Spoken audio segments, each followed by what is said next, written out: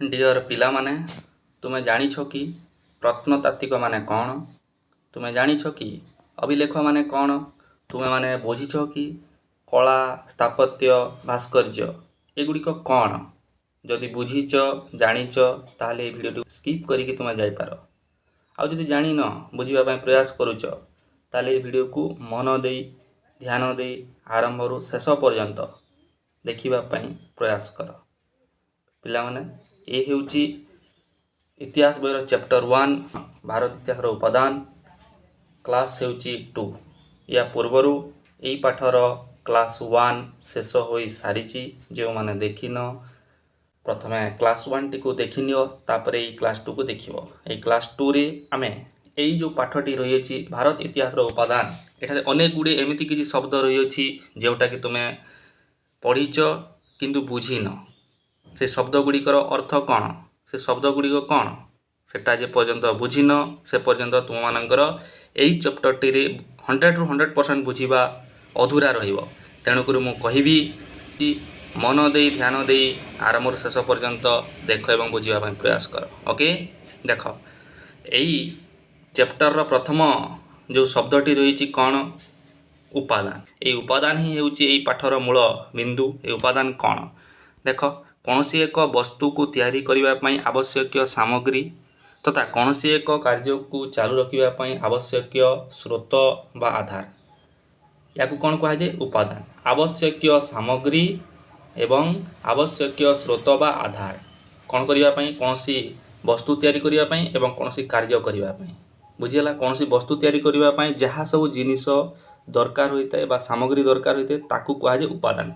For example pen pen तैयारी करिबा पय जहा जहा सब दरकार होइताय जेमति कि प्लास्टिक स्टील इंक बुझिला तापरे कलर एई सब जो दरकार होइताय आवश्यक सामग्री एई सब सामग्री को कहा जाए उपादान। कहार उपादान पेन तैयारी करिबा पय उपादान बुझि पारल।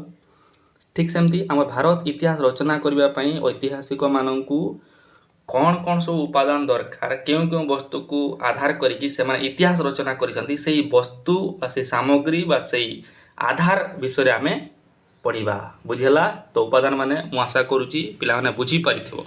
जदि बुझी पारला भलिया लागुची ताले वीडियो को उटे लाइक एबे ही करि पकाओ।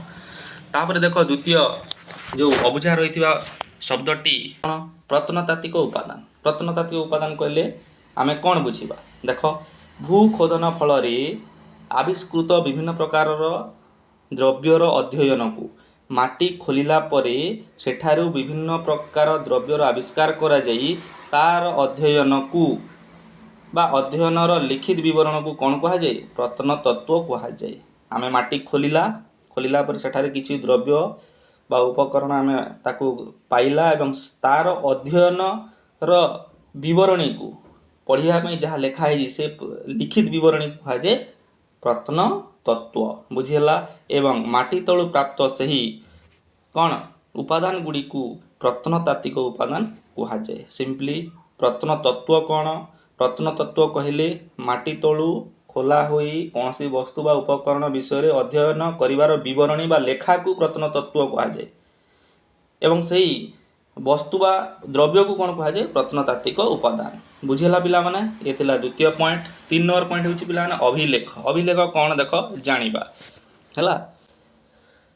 अभिलेख कहिले प्रस्तर प्रस्तर पुणी कहले कौन पत्थर बुझेला। अभिलेख कहिले प्रस्तर स्तंभ मंदिर कांथ गुंफा बा ताम्र फलक रे विभिन्न प्राचीन लिपि रे लेखा होइथिबा लेखा को बुझा जाए। अभिलेख पर अभि उपसर्ग पूर्वक लेख अभि उपसर्ग एठारे लेख माने लिखिबा कार्य माने किछि लेखा होई अछि केउठारे लेखा होईछि प्रस्तर देहरे स्तंभ देहरे मंदिर रो कांथरे गुंफा गुडी करे हला। आउ कोन ताम्र फलक रे तंबार जो फलक थाए हला ता ऊपर प्राचीन लिपि रे कोन होई थाए जो लेखा होई अछि किछि जो लेखा रही अछि से लेखा को कहा जाए अभिलेख बुझेला पिला माने। कहा का देहरे मुख्य पॉइंट एटा मन रख पिला ना।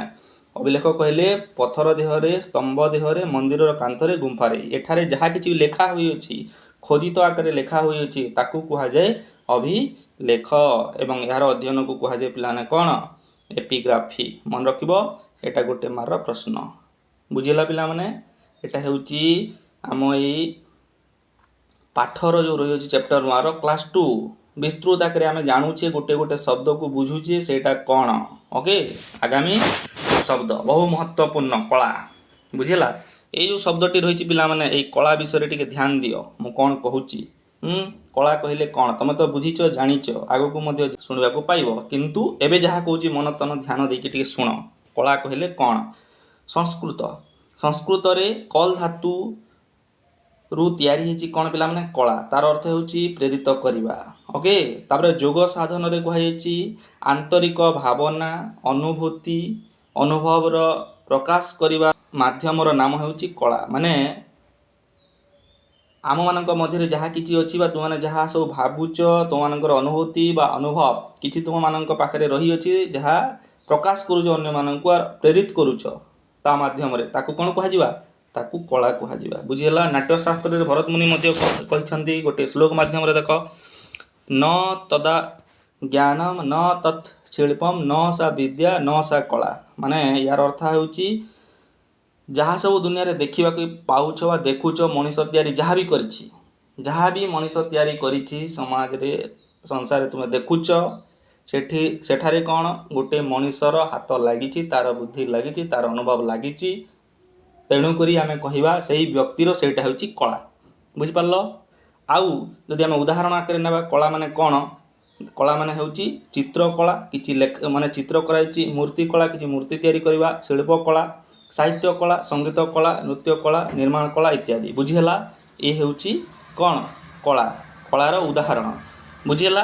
तो कला कहले आम कौन बुझू गोटे व्यक्तिर आंतरिक भावना व ज्ञान बा तार जहाँ किसी रही अच्छी अनुभव से अनुभव को आम कहवा कला।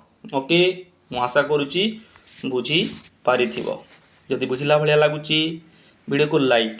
ओके तापर देख पिला माने स्थापत्य बहु महत्वपूर्ण शब्द पिला माने एटा कौन स्थापत्यर अर्थ हेउची वास्तुकला बा भवन निर्माण कला को बुझाए। वेरी वेरी इंपोर्टेंट पॉइंट पिला माने स्थापत्य कहले काहा को बुझेइबो काहा को बुझिबो वास्तुकला बा भवन निर्माण कला को भवन निर्माण कहले गृह निर्माण बड़ बड़ जो कोठा बाड़ी रही अछि पिला माने तार निर्माण रो कला को कहा जाए कौन स्थापत्य अर्थात कौनसी कोठा बा भवन रो आकार निर्माण शैली और तार डिजाइन आभ्यंतरीण संरचना को कौन कहा जाए स्थापत्य कहा जाए बुझीगला। स्थापत्य कहले क्या बुझीबो गोटे भवन बा कोठा बाड़ीर निर्माण कला को बुझीबा हला। तापर देख भास्कर्य मोस्ट इंपोर्टेंट भास्कर्य माने कौन ये हूँ पिला माने यार दुईटी अर्थ होती दुईटी पिला गोटे संस्कृत शब्द कौन यार अर्थ होउची संस्कृत रे भास्कर्य कहले भास्कर रु निया होई अछि हला जार अर्थ कौन प्रकाश बा सूर्य अटे। तो भास्कर्यर गोटे अर्थ होउची प्रकाश बा सूर्य हला। आ अन्यटी कौन भास्कर्य कहले मूर्ति शिल्प बा पत्थर उपरे निर्मित चित्रकला को बुझाए। तो भास्कर्य कौन पिला माने आ स्थापत्य कौन स्थापत्य कहले भवन निर्माण को कला को बुझाए एवं भास्कर्य कहले मूर्ति निर्माण कला को बुझाए। मन रख पिला माने भास्कर्य कहले कौन मूर्ति निर्माण कला को बुझाए एवं स्थापत्य कहले कौन भवन निर्माण कला को बुझाए। तो क्लियर पिला माने कला कौन स्थापत्य कौन भास्कर्य कौन बुझी पारल। तापर देख धर्म साहित्य आसीबो चैप्टर 1 रे एई शब्द गुडी को आसीबो तेणु मोर प्रयास तुम मानू जनइबा स्पष्ट आकार बुझेबा है। प्रथम क्लास रे तो जनइली कौन कौन सब पढ़ब केते पढ़ब आउ कौन कर सेटा जनइली फास्ट क्लास रे ये हूँ क्लास 2 रे मु तुमको जनाऊँगी जो चैप्टर 1 रे रही शब्द गुड़िक ताकू बुझिबार प्रयास रही। ओके धर्म साहित्य कौन देख 4 वेद रामायण महाभारत पुराण आदि को धर्म साहित्य कहुए। धर्म साहित्य क्या कहुए जो वेद रही 4टी वेद कौन कौन सब कमेंट करिवो रामायण महाभारत पुराण आदि जो रही अछि ताको कौन कहा जाए धर्म साहित्य एवं एटा क्यों धर्म ग्रंथ कहले हिंदू धर्म ग्रंथ। ओके लौकिक साहित्य कौन देख एटा बुझिबार एठी विषय रही अछि। लौकिक साहित्य हेउछि कौन देख संस्कृत साहित्य गुड़िक प्रथम 2 भाग रे विभक्त करागला केते भाग रे 2 भाग रे कौन कौन गोटे हेउछि वैदिक साहित्य आ गोटे हेउछि लौकिक साहित्य। वैदिक साहित्य कौन 4 वेद ब्राह्मण आरण्यक उपनिषद यही सब ग्रंथ गुड़ी को कहा जाए वैदिक साहित्य एवं लौकिक साहित्य कौन पाणिनि द्वारा रचित अष्टाध्यायी पाणिनि नामक एक वैयाकरण थिले संस्कृत वैयाकरण थिले से लिखिले कौन अष्टाध्यायी है एवं तांकर रचना करिवार परवर्ती साहित्य को कौन कहा जाए लौकिक साहित्य कहा जाए बुझीगला ना नहीं पिला माने लौकिक साहित्य काहे कहबा हमें जे पाणिनि जो रचना कले अष्टाध्यायी से अष्टाध्यायी व्याकरण ग्रंथ परे जो सब काव्य कविता रचना करागला ताकू कहा जाए लौकिक साहित्य है किंतु पाणिनि पूर्वर कौन सब रही कहले वैदिक साहित्य ओके स्पष्ट भाव में बुझिल पिला माने वैदिक और लौकिक कौन वैदेशिक विवरणी देख विदेश रु आसी आम भारत में किछि दिन रही भारत विषय रे प्रदान करि जाइतिबा विवरणी को वैदेशिक विवरणी कहा जाए विदेश रु किछि व्यक्ति आसिले भारत में किछि दिन रहिले एवं भारतर जो चाली चलणी रीति रिवाज समाज संस्कृति रही अछि ता बाबद किछि ना किछि लेखिकी